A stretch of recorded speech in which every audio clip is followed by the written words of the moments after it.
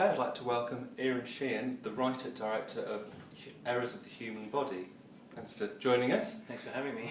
So I wonder if you could just start by giving us a little bit of your background and how you developed this project. This film came about, how can I tell it in a short way? I had a short film in the Berlin Film Festival many years ago, and I met a scientist who was one of the directors of a place called the Max Planck Institute for Molecular Cell Biology and Genetics in Dresden, Germany. And I was offered an artist's residency there. Right. And I went originally for like 3 months to try to develop maybe a short film idea, or it was very sort of open. And then I thought it was such a unique location, and the people were so unique, and the science that they were doing was endlessly fascinating to me, that I proposed to them about developing a feature film. Mm-hmm. And so basically the script was developed around the real locations, yeah, and around one of the research projects that they were doing. Mm-hmm. And how long did it actually take to develop and write the script? It took 6 years on and off. I mean, I wasn't ever I had long stretches where I'd work on it and mm-hmm. get kind of lost, and then go off and do something else, and then I'd come back to it. Yeah. And I likened it to trying to adapt a kind of epic novel, because it's like, which story strand do you choose to adapt? And it's the same with the science that was going on. There's hundreds of projects going on, and I was trying to find the right science project that would be visually interesting, that would have an allegorical function to it in the story. Mm-hmm. And was there a kind of message that you wanted to make when you were writing the story? There wasn't really any overarching kind of morality about it. I mean, the thing I was interested in, though, was dealing with the idea of this association with the body, and particularly in the case with scientists, where they work on biological material, which is life, you know, and what happens when you become so disconnected and distant from it that you sort of forget why you're doing it in the first place. And in the story, it has to do with his own researching the death of his own child. Mm. Yeah. Now, you also wrote The Divide, which played here at FrightFest last year. Yeah. Both films, I think, very much dealing with human morality. Mm-hmm. Is that the kind of horror that you're interested in, more the kind of things that people can relate to, rather than kind of fantasy monster type movies?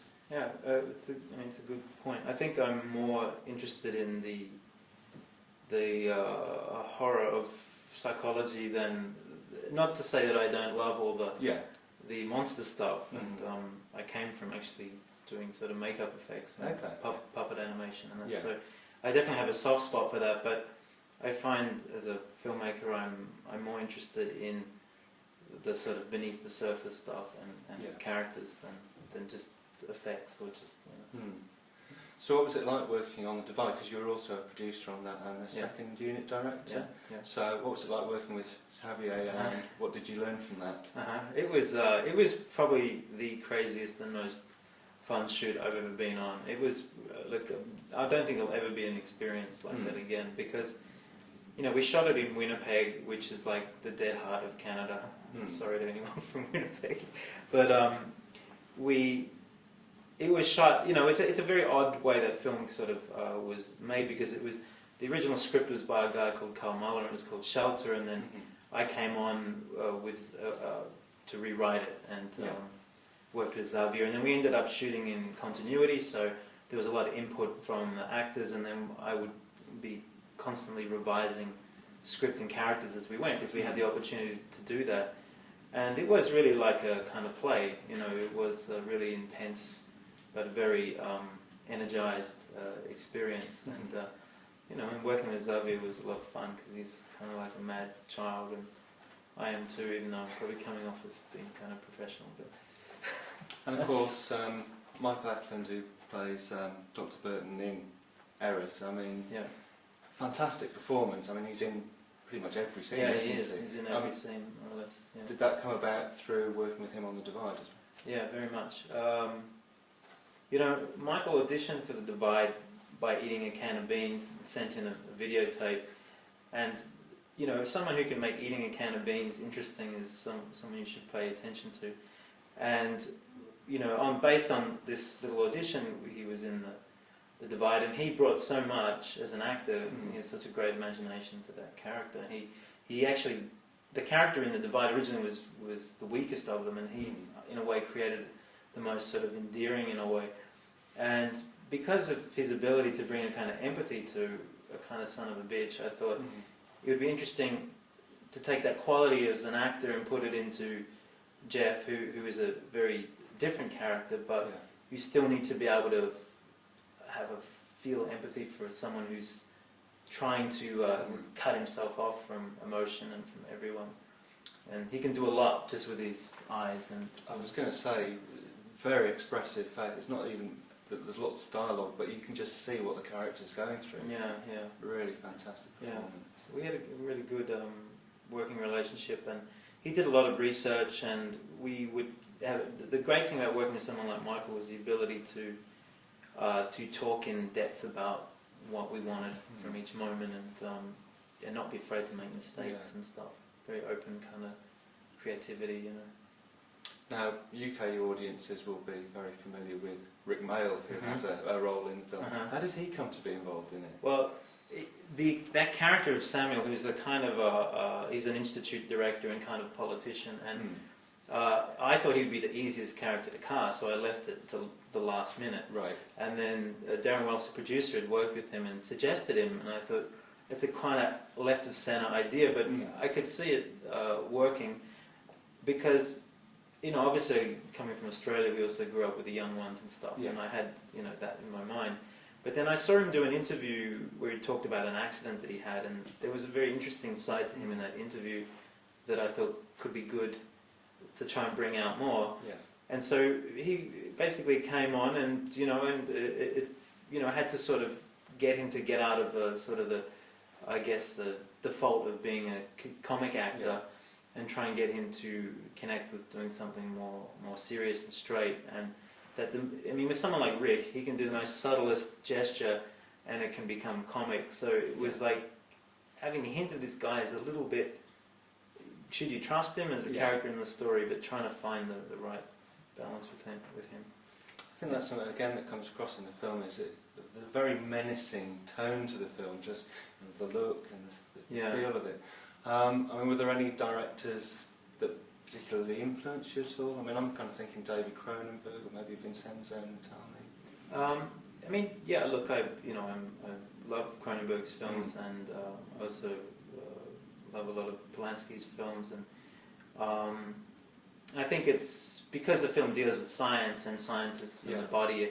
I always knew there'd be some kind of comparisons made, and you know, the kind of cool aesthetic of it and stuff. Yeah. So, but to be honest, I mean, it's really the place, the location is so much about what it speaks to you as a you know, it's a very kind of cold and austere location, and then throw winter into that, and then throw Germany into that, and you know, it all sort of adds up.